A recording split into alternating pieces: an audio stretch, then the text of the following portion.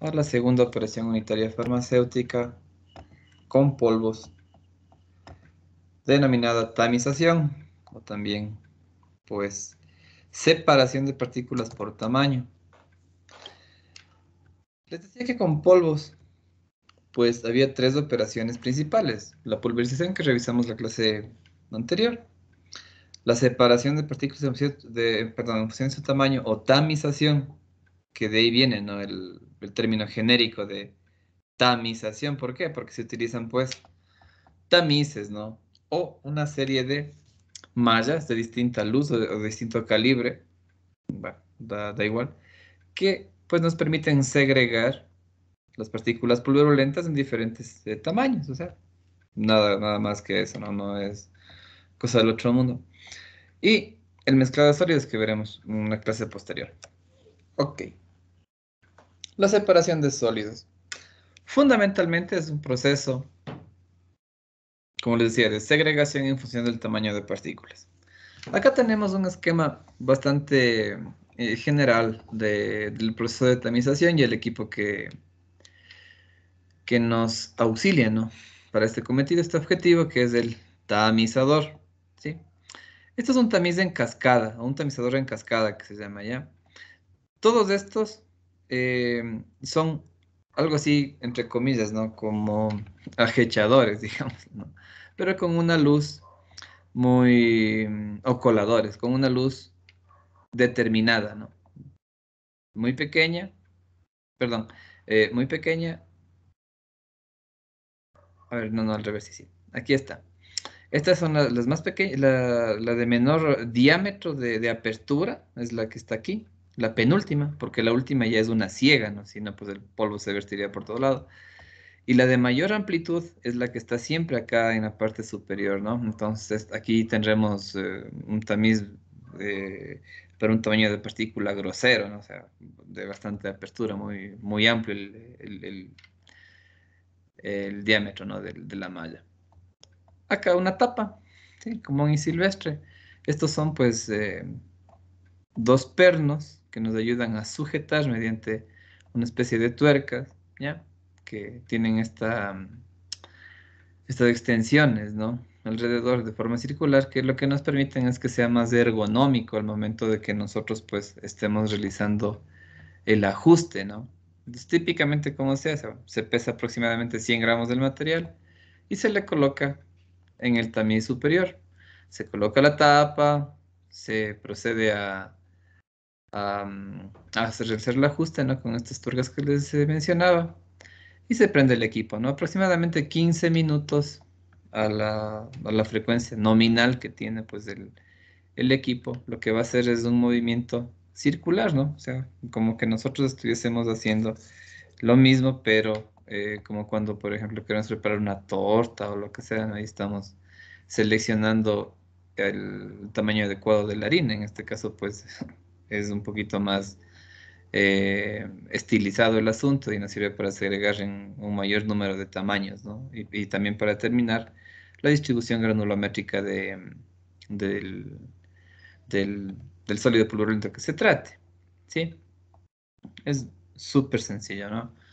Como decía, es una operación farmacéutica básica que es aplicada con muchísima frecuencia porque la pulverización es el paso precedente, pero ya en el momento de estandarizar una operación o un procedimiento, pues es necesario trabajar con un cierto tamaño de partícula, ¿no? Para el posterior desarrollo.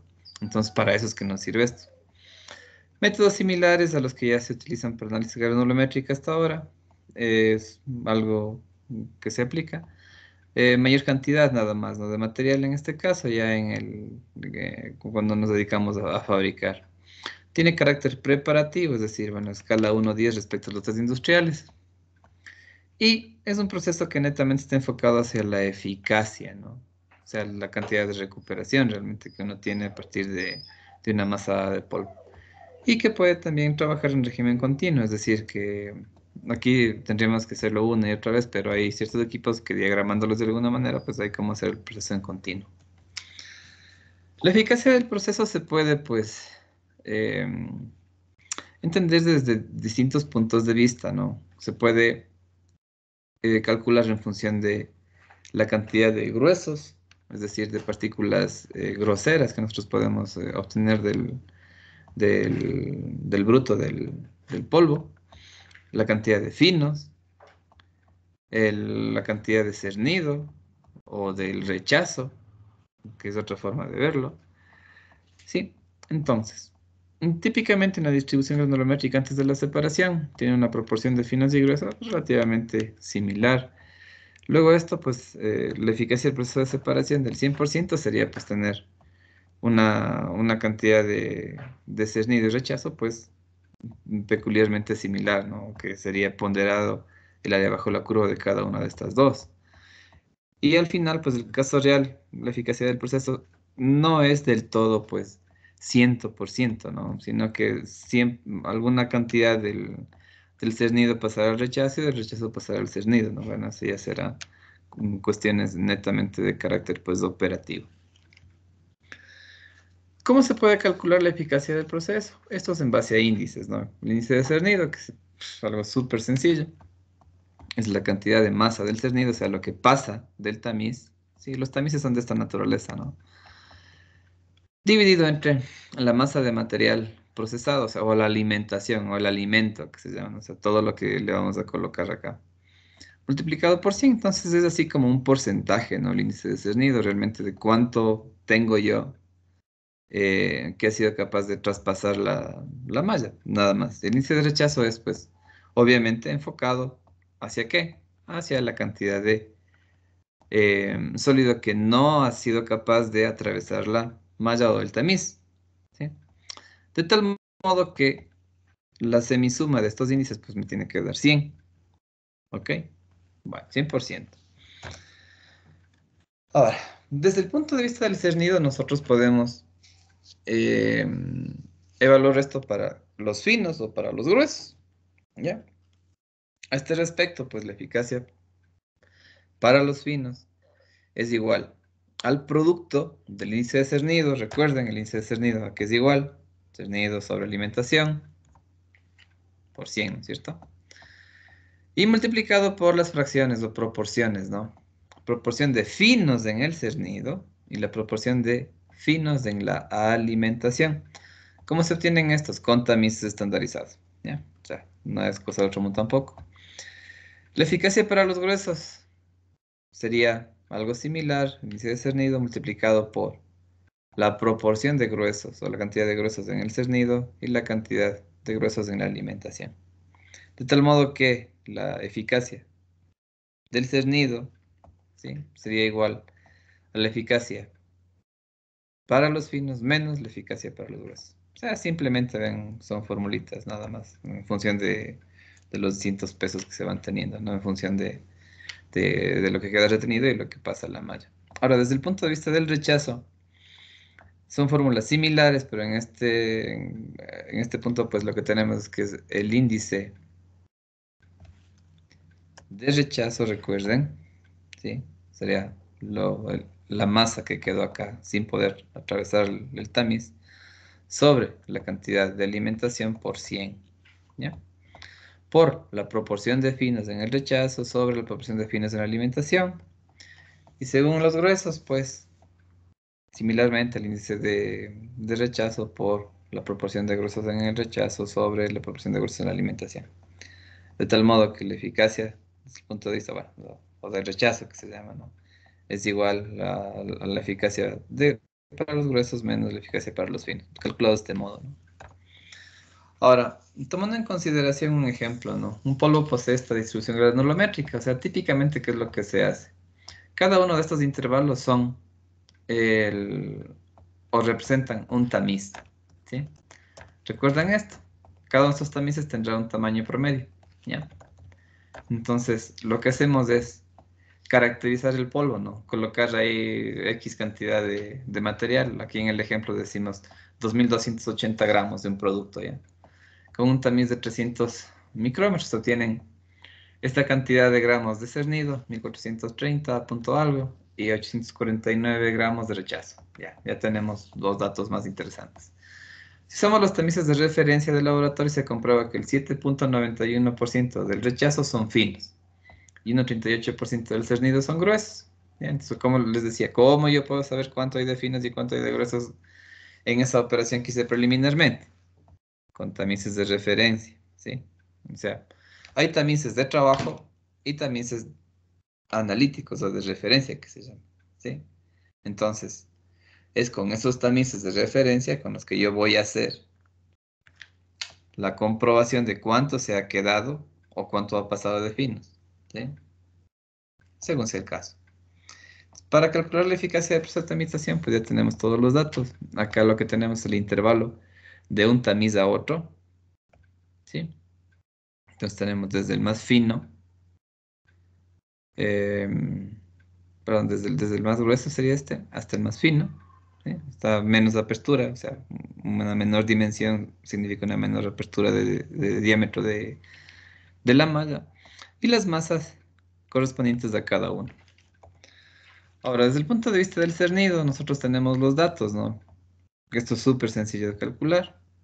Desde el punto de vista del rechazo, similarmente, ¿no? Ya con los datos que nos da el problema, nosotros tranquilamente podemos calcular la eficacia para los finos, para los gruesos y la eficacia del cernido, desde el punto de vista del cernido, entonces 93,04%. Y según el rechazo, pues 92,91%. Ahora, esta es la forma como nosotros comprobamos lo que decíamos de la eficacia del proceso, ¿no? Que nunca va a ser 100, sino que siempre va a ser menor que 100, sea que lo veamos desde el punto de vista de los finos o de los gruesos. Es característico, ¿no? Bueno, hasta ahí la parte que le podemos decir, pues de cálculos y demás, ¿no? Para determinar cuánto mismo se recupera del producto como tal y cuánto, pues, entre comillas, se contaminaría, pero no es que se contamina, sino que por situaciones propias de los tamices de trabajo, pues parte de los finos y de los gruesos, pues ahí pasan de una a otra parte, ¿no? Pero bueno, no llega a ser completamente óptima esa situación. Bien, entre los distintos métodos de separación de sólidos, pues tenemos sendos procesos, ¿ya? La tamización es dicho que es el caballo de batalla, la parte más interesante, ¿no? Pero también hay otras técnicas que le podemos llamar así, que son la elutriación y la sedimentación, ¿sí? Hay sedimentadores, elutriadores del método, pues derivan los nombres de los equipos. Ahora, entre los métodos de separación tenemos la tamización, que ya vimos más o menos cómo funciona, la sedimentación, ¿sí? En sedimentadores interesantísimos que tienen, pues, ingresa el material y por el mismo peso de la sustancia, pues quedan retenidos en distintos compartimentos, ¿no? Cuando el sólido es eh, alimentado, ¿no? Por este tipo de banda. La elutriación, que es un tipo de segregación del sólidos pulverulentos en función igual de la capacidad que tienen para fluir a través de un sistema, bueno, con un líquido, sea aire. Ya vamos a ver más adelante esta situación. Y los separadores ciclónicos, ¿sí? Que estos, pues, netamente en, en lo relativo a la ingeniería química, netamente, ¿no? Son súper utilizados y en la industria en general, por ejemplo, en la separación por ejemplo, la cal, el cemento, todo este tipo de sólidos, ¿no? Que se utilizan a nivel industrial. Pero bueno, ya vamos a ver también cómo funciona. En la atomización, lo que se busca, ¿no? O las características que tienen estos es que los instrumentos, o estos tamices como tales, tienen como propiedad ser más resistentes que los empleados para análisis granulométrico, o sea, los que llamábamos de referencia o analíticos, ¿no? Tienen mayor superficie, tienen unas barras paralelas, unas chapas agujeradas y el tamiz de tejido. O sea, no es como el analítico, que por lo general es el agujerito que tienen es redondeado, ¿sí? En este caso, pues suele ser tejido y por tanto o se asemejaría a un cuadradito, ¿ya? El límite inferior está alrededor de 38 micrómetros, ¿no? Que bueno, en la práctica la mayoría de veces no se utiliza en el ámbito de la farmacia porque este tamaño pues es súper disminuido, ¿no? Para los fines y propósitos que tenemos en nuestra área. Existen tamices especiales, ¿no? Que pueden extender el límite hasta unos 20 micrómetros, pero bueno, eso ya es una cosa diferente. Como vemos también, ya los tamizadores modernos tienen interfaz que se puede conectar con las computadoras y entonces con un software adecuado que le controle, pues nos puede dar de una vez tablas, gráficos, etcétera, etcétera, ¿no? Que es súper, súper interesante. Incluso el tamizador ya viene con su sistema de determinación de pesos para cada uno. O sea, no solo un tamizador, sino que también es una balanza, ¿sí? Se me olvidaba al principio decirles que hay que pesar cada uno de los tamices, ¿no? Sino cómo yo sé cuánto del polvo ha quedado en cada uno. Ok, bueno, en este caso pues ya no es necesario saber eso porque el instrumento es ya más avanzado, ¿no? Las técnicas de tamización tenemos el típico en cascada que les comentaba, ¿no? El sistema puede ser pues netamente por vibraciones, por sonicación, que son los más conocidos, ¿no? Aunque hay otras variantes. En serie, que tiene esta especie de malla esto ya para operaciones de mucho mayor calibre, ¿no? O sea, mayor cantidad. Esto es un tamiz rotativo, ¿no? De pantallas también que son interesantes, estos de acá. Estos utilizan la gravedad, por ejemplo. Estos los trajeron los suizos, que es súper interesante. Lo tienen en sus fábricas, entonces desde el segundo piso ellos simplemente vuelcan el material y va siendo segregado, ¿no? Pues en su tamaño, una cosa súper interesante. Entonces, dentro de la tamización, ¿qué tenemos nosotros? La tamización manual, que es como nosotros lo haríamos en el laboratorio de estar en escenario presencial. Vibracional, que se tiene pues unos sistemas de muelles o resortes, ¿sí?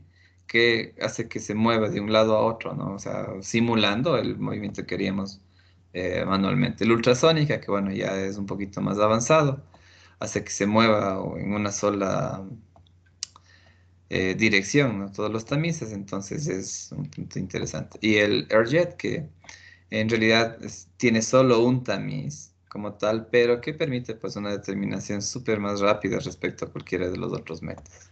Eso es lo único que tiene esto de mejora como tal, no sustancial. El fundamento de la sedimentación está en la ecuación de Stock, ¿sí? Que tiene que ver con la velocidad de sedimentación, ¿sí? Que es proporcional a qué? Al diámetro de las partículas o al cuadrado del diámetro de las partículas, por la diferencia de densidades entre el sólido y el líquido. Bueno, en este caso pues, sería el aire, ¿no? La viscosidad del fluido, que en este caso también sería la viscosidad del aire, y G, pues la aceleración de la gravedad, que todos conocemos. ¿Qué limitaciones tiene? Bueno, esta ecuación tiene sendas limitaciones, ¿no? Primero que se sume de forma esférica de las partículas, cosa que ya en la práctica no se da así. Entonces nos toca trabajar con lo que se denominan diámetros equivalentes. Entonces, ella tiene otras connotaciones y bueno, hay que hacer transformaciones simplemente o calcular el volumen equivalente que se llama, o sea, hacer uso de la geometría, no es otra cosa, ¿no? Formuritas simples que nos sirven para transformar. Supone que no existen interacciones entre las partículas, o sea, hay que usar menos del 1 o 2% del sólido, o sea, es una cosa que nos limita. Asume flujo laminar, entonces para eso es un poco complicado porque hay que seleccionar tanto la densidad como la viscosidad del medio para evitar las turbulencias. Y hay que evitar la convección por diferencia de temperatura, o sea, el movimiento este debido al intercambio de calor, que se llama fenómeno de intercambio de calor. Pero bueno. Sedimentación por gravedad, ¿qué ventaja tiene? Aquí pues se evitan las turbulencias en la toma de muestras porque ingresa simplemente a la suspensión de partículas. El inconveniente es que no es válido para partículas pequeñas porque quedan en suspensión, ¿no? Ahora, en este caso, como les decía, lo que va a pasar es que ingresan las partículas y según su peso, su masa, ¿no? Van siendo sedimentadas en cada uno de unos compartimentos. Entonces ahí tenemos la separación en función de tamaño, ¿no? Entonces, esto pues se suele utilizar también un gas como carriers, ¿no? Para poderle, o aire comprimido, simplemente filtrado, ¿no? Para tener los diferentes conjuntos o subconjuntos de material pulverulento ya de tamaños mucho más cerrados. La sedimentación centrífuga también es otra variante. Estos equipos utilizan aceleración centrífuga, un sistema rotatorio para provocar la sedimentación de las partículas hasta 0.5 micrómetros. Esto es interesante porque también se podían utilizar una serie de otros fluidos, ¿no? En los cuales debe estar como condición, pues que el sólido no sea soluble, pero bueno, ahí tenemos otros problemas también. ¿Ya? En la elutriación, a diferencia de la sedimentación, esta pues se produce contracorriente del fluido, ¿sí? En la sedimentación, como veíamos, va con la corriente del fluido. En el caso de la elutriación, esta se produce contracorriente, ¿sí? En este caso, ¿qué es lo que sucede? La separación se da por la acción, ¿sí? De un fluido que tiende, ¿no? A separar las partículas de mayor tamaño que vencen este flujo que le podríamos llamar caudal de ingreso o de entrada, ¿no? Entonces, las partículas de menor tamaño son sacadas del elutriador y las de mayor tamaño, pues, al no ser capaces de vencer, caen, ¿sí? Por eso se dice que es en contra, ¿no? Esto se puede hacer también en serie, ¿no? Entonces, pues típicamente, ¿qué es lo que se llama, o cómo se denominan? Estos son elutriadores multietapas. Estos elutriadores multietapa, pues lo que necesitan simplemente es una mayor sección del recipiente o lo que presentan, ¿no? Que se traduce en menor corriente del fluido. Hay mayor sección en sí cuando vamos avanzando, ¿no? En disminución del tamaño como tal, menor velocidad del fluido y menor tamaño, ¿no? Entonces simplemente es como unas presiones diferenciales o algo así, ¿no? Que funciona esta situación. Se puede utilizar tanto aire como agua en estos sistemas, que es súper interesante y se puede pues aumentar, ¿no? el rango de segregación respecto a la segmentación centrífuga en hasta 0,5 micrómetros, ¿no? Que es súper, súper interesante. Los separadores ciclónicos así ya son un poquito más interesantes. Estos, dependiendo de la aplicación y del diseño del equipo, se puede pues catalogar como sedimentación o como nutrición. Acá las variables críticas que les podemos llamar son las dimensiones de la cámara y la presión de entrada de aire, típicamente, que es lo que se utiliza, ¿no? Entonces entraría algo así como un gas sucio, entre comillas, un dirty gas, pero realmente es el gas cargado del polvo, ¿no? O con el polvo en suspensión, que nosotros deseamos que se separe. E igual, por el movimiento este ciclónico que produce, bueno, el mismo sistema como está diseñado, ¿no? El separador ciclónico, se forma como un torbellino, ¿no? Que lo que hace es, pues, las partículas de menor tamaño quedarán o irán hacia la parte inferior, ¿sí? Las de mayor tamaño, las de menor tamaño quedarán aquí flotando, ¿no? Y en sí, pues también se puede segregar por acá, ¿no? Esas de menor tamaño. Ahora, en cuanto a la elección de la técnica o proceso mediante el cual uno puede, ¿no? realizar estas segregaciones de tamaño, separaciones de tamaño, tiene mucho que ver con cuál es el diámetro objetivo del tamaño de partícula como tal, ¿sí? Y también, bueno, acá vemos en la tamización y en la sedimentación, cuáles son aquellos, ¿no? En la tamización, pues, este sería el rango, ¿sí? Más o menos desde 5 micrómetros hasta 10.000 micrómetros, teóricamente, ¿no? Y en el rango farmacopeico está desde más o menos 100 hasta 1.000 y pico, ¿no? Micrómetros. En la sedimentación, si es centrífuga o gravitacional, o sea, la típica de las cámaras secuenciales de sedimentación, vemos que puede ir desde 0,1 hasta los 1000 micrómetros, ¿no? En la lutriación, pues, vemos igual rangos súper similares, bueno, en los delutridores centrífugos y en los delutridores gravitacionales de aire y agua también que se puede utilizar, rangos mucho más altos. Y en los ciclónicos, pues, estos vemos que son los que nos permiten realizar separaciones en rangos mucho más cortitos, ¿no? Que, bueno, es realmente para lo cual se diseñaron estos separadores, ¿no? Y que modernamente, bueno, son los que se utilizaron para, por ejemplo, los mini spray dryers que sirven para hacer la famosa técnica de secado por aspersión, que, bueno, en un momento dado más adelante la revisaré. Entonces, de qué ya en sí dependerá la elección de la técnica o del proceso. Bueno, la procedencia del polo, si está suspendido en un fluido, aire, agua, etcétera. Y veremos si es de nutrición o ciclón, lo que más nos conviene. La solubilidad del polvo es otro asunto bastante peculiar. Si es soluble en agua, pues ya sedimentación y ilustración negado, salvo que sea en aire, ¿no? Pero bueno, es una cosa aparte. Ok. Eso es lo que les quería, pues, compartir el día de hoy. No sé si tienen alguna duda, alguna pregunta. Si no, pues hasta aquí la clase. Soy todo oídos.